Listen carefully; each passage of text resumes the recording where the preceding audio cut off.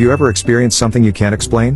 1. Yes, after my father died suddenly I had to clean out his place and dispose of any of his things that we didn't want to keep. In his things was his cell phone. I got all the contacts out of it and then turned the phone off for the last time and put it in a drawer in my office. I spent that first week sort of in shock and planning for the funeral and settling his estate. At one point I had wondered why I hadn't felt that he was around me. About 5 minutes later my phone rang. Caller ID showed it was my dad calling from his cell phone number. What? Exclamation mark. I just sat there in shock for a couple of rings trying to process it. I answered the phone and there was nobody there. I rushed from my house to my office and his phone was still in the drawer and still turned off. It was a couple days later and I was still trying to understand what happened. I finally mentioned it to my stepmother, my father's second wife, and she said she got a similar call at the same time on the same day. Too crazy. Hard to explain. 2. My grandmother was quite old, around 87. She stopped moving, speaking and doing all daily life activities when she turned 85. She was completely bedridden.